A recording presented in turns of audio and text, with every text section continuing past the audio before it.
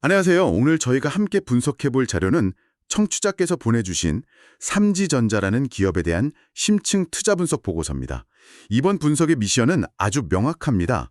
이 보고서가 왜 삼지전자를 시장의 오해로 인해 극심하게 저평가된 숨겨진 강자 이렇게 부르는지 그 논리를 하나하나 따라가면서 타당성을 따져보는 거죠. 시작부터 아주 흥미로운 미스터리가 하나 있는데요. 자기 자본 이익률, 그러니까 ROE가 15%가 넘는다는 건 돈을 아주 잘 번다는 뜻이잖아요. 네, 그렇죠. 그런데 주가 순자산 비율, PBR은 0.5배도 안 되는 0.46배에 거래되고 있다는 겁니다. 고수익을 내는 회사의 자산 가치가 시장에서 절반도 인정을 못 받고 있다. 이건 뭔가 앞뒤가 안 맞는 느낌이 들죠. 오늘 저희는 이 보고서를 바탕으로 이 미스터리를 한번 풀어보겠습니다. 네, 이건 단순히 한 기업을 분석하는 걸 넘어서요. 시장이 때로는 얼마나 비합리적일 수 있는지, 그리고 또 그 안에서 어떤 기회가 숨어 있을 수 있는지를 보여주는 아주 흥미로운 사례 연구가 될 것 같습니다. 보고서의 핵심 주장은 시장이 삼지전자를 그냥 단순한 통신장기 회사, 이렇게만 보고 있다는 거예요. 아, 하지만 실체는 자회사를 통한 반도체 유통이랑 또 삼성 SDI와의 협력을 통한 2차 전지 솔루션 사업, 이 결합된 뭐랄까 일종의 하이브리드 기업에 가깝거든요. 바로 이 복잡해 보이는 구조가 시장의 오해를 불러일으키는 가장 큰 원인이다라고 보고서는 분석하고 있습니다. 자, 그럼 그 오해의 실체부터 한번 파헤쳐보죠. 보고서의 가장 강력한 주장이 삼지전자의 현재 주가는 본업 가치를 전혀 반영하지 못하고 있다. 이거였는데 어떻게 이런 일이 벌어질 수 있는 걸까요? 보고서는 그 원인으로 지주사 할인, 즉 홀딩 컴퍼니 디스카운트라는 개념을 지목합니다. 삼지전자는 SAMT라는 반도체 유통 전문 기업의 지분을 약 50% 보유한 최대 주주인데요. 네네. 문제는 이 자회사 샘트가 이미 코스닥 시장에 상장되어 있다는 점입니다. 그러니까 투자자들 입장에서는 반도체 유통 사업이 좋아 보이면 그냥 자회사인 샘트 주식을 사면 되지. 굳이 그 모회사인 삼지전자를 살 이유가 있나? 이렇게 생각하게 된다는 거군요. 바로 그 지점입니다.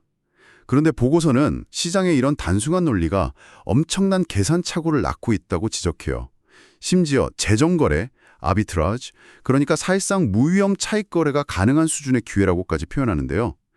제가 한번 쉽게 비유를 들어 설명해 볼게요. 네, 그게 좋겠네요. 숫자가 계속 나오면 듣기만 해서는 헷갈릴 수 있으니까요. 자회사 샘트라는 회사를 4,500억 원짜리 집이라고 한번 생각해보죠. 네, 삼지전자는 그 집의 지분 절반을 가지고 있으니 삼지전자가 가진 자산 가치는 2,250억 원입니다. 그렇죠. 절반이니까. 그런데 지금 시장에서 삼지전자라는 회사 전체가 통째로 얼마에 거래되고 있냐면 약 2,150억 원 수준이에요. 잠깐만요. 지금 말씀하신 게 맞다면 2,250억 원짜리 자산, 그러니까 집 절반을 가진 회사를 통째로 2,150억 원에 살 수 있다는 거잖아요.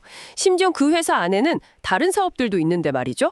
이건 뭔가 계산이 완전히 잘못된 것 같은데요. 그렇죠. 바로 그대 보고서가 말하는 시장의 비합리성입니다. 이 논리대로라면 지금 삼지전자를 매수하는 투자자는 자회사 SMT의 지분을 제값보다도 싸게 사는 셈이고요. 여기에 더해서 연간 수백억 원의 이익을 꾸준히 내고 있는 통신장비 사업과 2차 전지 솔루션 사업, 즉 삼지전자의 본업은 사실상 공짜로 얻는 것과 같다는 결론에 이르게 됩니다. 본업을 공짜로 얻는다. 이 말이 정말 강렬하네요. 물론 그게 말이 되려면 그 공짜로 얻는다는 본업이 실제로 돈을 잘 버는 가치 있는 사업이어야만 의미가 있겠죠? 맞습니다. 그래서 보고서는 곧바로 2025년 3분기 실적을 증거로 제시합니다. 연결 기준 영업이익이 441억 원으로 전년 같은 기간보다 115%나 급증했거든요. 와, 115%요? 네, 엄청난 성장세인데 여기서 중요한 건 이 숫자의 속을 들여다보는 겁니다. 연결 실적은 자회사 실적이 합쳐진 거니까요. 보고서는 아주 간단한 뺄셈을 해보라고 제안합니다.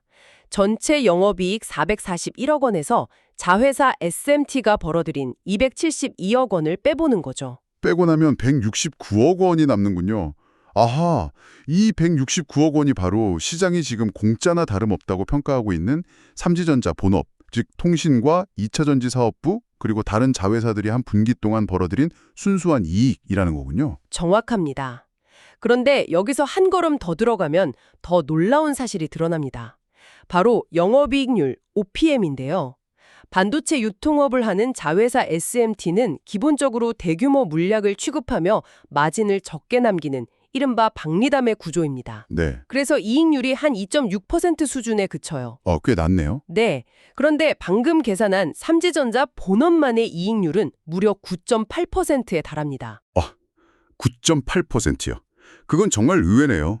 시장은 삼지전자를 저마진 유통사의 모회사 정도로 생각하는데 실제 그 몽통은 10%에 가까운 고마진을 내는 알짜 사업이라는 거잖아요. 이건 정말 시장의 오해라고 부를 만한데요. 그렇죠. 이 숫자 자체가 시장의 오해를 정면으로 반박하는 가장 강력한 증거라고 보고서는 강조하고 있습니다.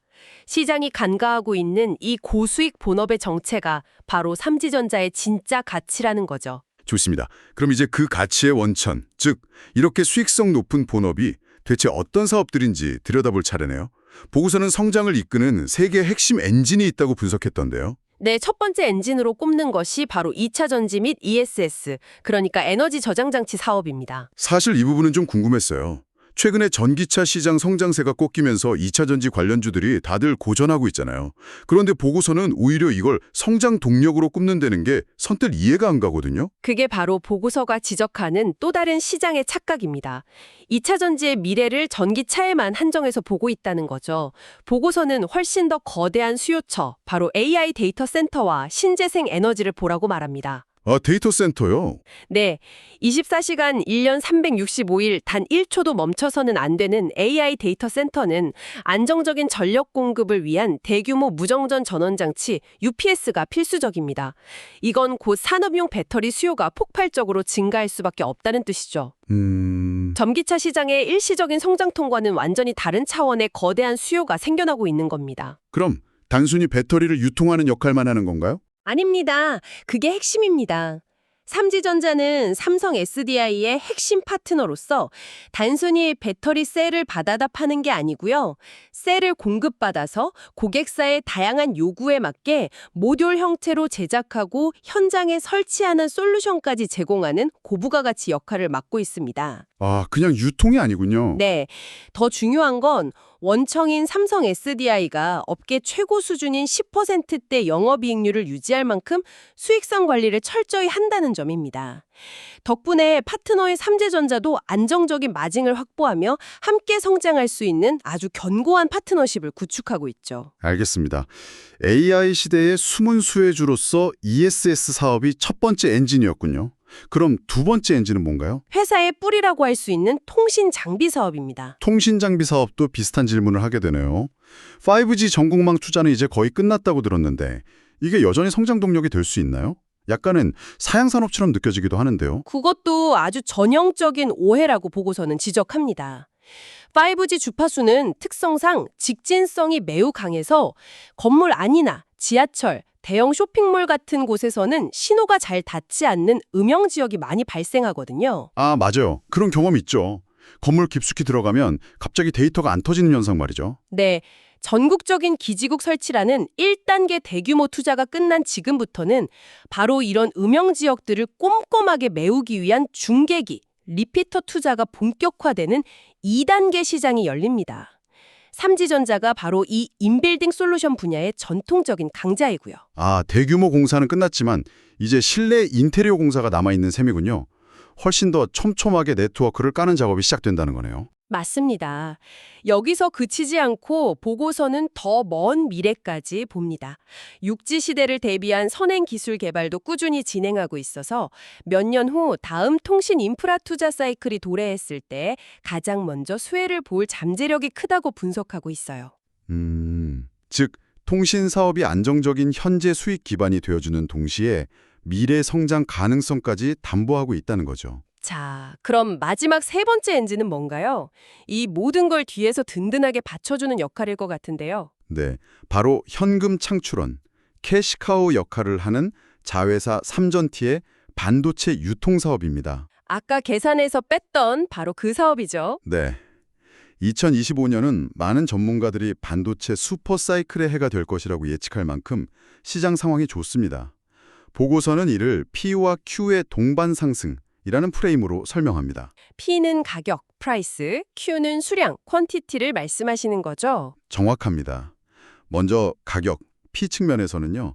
AI 학습에 필수적인 HBM 같은 고성능 메모리 반도체 수요가 폭증하면서 전체 메모리 반도체의 평균 판매 단가, ASP가 가파르게 오르고 있습니다. 네. 그리고 수량, Q 측면에서는 AI가 서버를 넘어 스마트폰이나 가전제품으로 확산되는 온디바이스 AI 시대가 열리면서 기기 하나에 탑재되는 시스템 반도체의 종류와 양 자체가 늘어나고 있죠?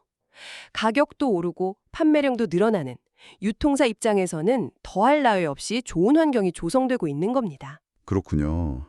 결국 삼성전자의 핵심 유통 파트너인 삼전티가 이 슈퍼사이클의 효과를 최전선에서 누리고 거기서 창출된 막대한 현금이 모회사인 삼지전자로 유입돼서 ESS나 통신 같은 미래 사업에 투자할 재원이 되는 선순환 구조가 만들어지고 있다는 거네요. 시너지를 내는 거죠. 반도체가 강력한 현금을 창출하고 그 현금을 바탕으로 통신과 이타전지라는 고수익 본업이 성장하는 구조. 이게 바로 보고서가 분석한 삼지전자의 핵심 경쟁력입니다. 자, 그럼 이 모든 분석을 종합해서 보고서는 이 회사의 적정 가치를 얼마로 보고 있는지 궁금합니다.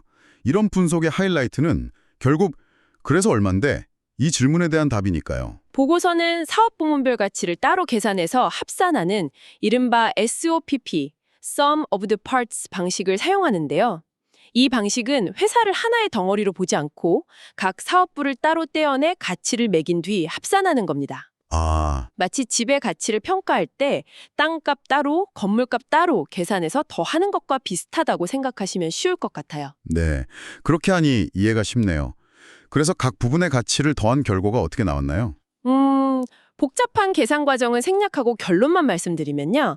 먼저 자회사 3HT의 지분 가치를 보수적으로 약 1,575억 원으로 계산합니다.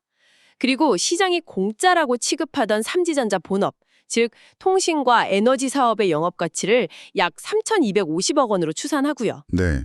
이 둘을 더하면 삼지전자의 적정 시가총액은 약 4,800억 원이라는 계산이 나오는 거죠. 4,800억 원이요? 네, 현재 시가총액이 2,150억 원 정도니까 아주 보수적으로 잡아도 123%의 상승 여력이 있다는 결론이 나오는 거죠. 123%면 현재 주가 대비 2배 이상이 되어야 정상적인 가치평가 범위에 들어온다는 뜻이군요. 물론 세상에 완벽한 투자는 없겠죠. 이렇게 장밋빛 전망만 있는 건 아닐 텐데 보고서에서 지적하는 리스크 요인들은 없었나요? 당연히 짚고 넘어갑니다. 보고서는 세 가지 리스크를 명확히 언급하는데요. 첫째는 2차 전지 섹터 전반의 투자 심리가 다시 악화될 가능성입니다. 최근 관련주들의 변동성이 워낙 컸으니까요. 그렇죠. 둘째는 삼성그룹에 대한 높은 의존도입니다. 매출 대부분이 삼성전자와 삼성 SDI에서 나오니 삼성의 사업 전략 변화가 리스크가 될 수 있다는 점이죠. 마지막 셋째는 거래량이 너무 적다는 점입니다. 아무리 좋은 주식이라도 거래가 활발하지 않으면 큰 자금을 운영하는 기관 투자자들이 접근하기 어렵다는 현실적인 문제가 있습니다. 그럴듯한 리스크들이네요. 특히 삼성 의존도는 수십 년 된 파트너십이라고 해도 모든 달걀을 한 바구니에 담는 건 항상 불안한 요소잖아요. 이 리스크들에 대한 보고서의 반론도 있나요? 네, 물론 제시합니다. 먼저 2차 전지 투자 심리 문제에 대해서는 삼지전자의 현재 주가가 주가 수익 비율 PER 3배 수준의 극심한 저평가 상태이기 때문에 여기서 추가적으로 하락할 폭은 매우 제한적일 것이라고 분석합니다. 아, 이미 너무 싸서 더 떨어지기도 어렵다. 네, 그런 셈이죠. 그리고 삼성 의존도에 대해서는 청취자께서 지적하신 부분이 정확한데 보고서는 오히려 수십 년간 이어온 파트너십이 더욱 공고해지는 추세다 이렇게 보고 있고요.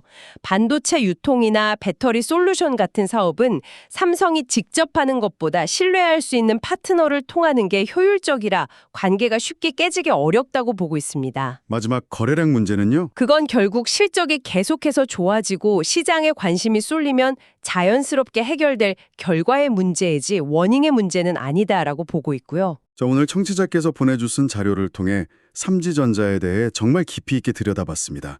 정리를 해보자면 이 보고서는 삼지전자를 성장하는 가치주의 전형으로 보고 있는 것 같습니다. 반도체 슈퍼사이클이라는 강력한 순풍을 타는 자회사가 현금을 벌어들이고 그 현금을 바탕으로 통신 및 이체전지라는 고수익 본업이 성장하는 완벽한 조화, 그리고 이 모든 잠재력이 지주사라는 시장의 오해와 무관심이라는 장막에 가려져 제 가치를 평가받지 못하고 있다는 것이 핵심 내용이었습니다. 보고서의 마지막 비유가 아주 인상 깊었는데요. 삼지전자를 반도체 슈퍼사이클의 파도에 올라판 항공모함에 비유했더라고요. 아, 항공모함이요? 네. 자회사 SAMT가 강력한 추진력을 제공하는 엔진 역할을 하고 본업인 통신과 에너지 사업이 항공모함의 방향타를 잡고 고수익이라는 목적지를 향해 나아간다는 의미로요. 오늘 분석을 마무리하면서 청취자께 이런 질문을 하나 드리고 싶습니다. 빠르게 변하는 시장에서 가장 뜨겁고 주목받는 단일 테마를 쫓는 투자가 현명할까요? 아니면 이처럼 다소 복잡해 보이지만 여러 사업이 서로를 보완하며 안정적인 구조를 갖춘 기업에서 기회를 찾는 것이 현명할까요? 어쩌면 청취자께서 관심을 두고 계신 다른 분야에도 이와 비슷한 시장의 오해가 숨겨진 보석처럼 숨어 있을지 모릅니다.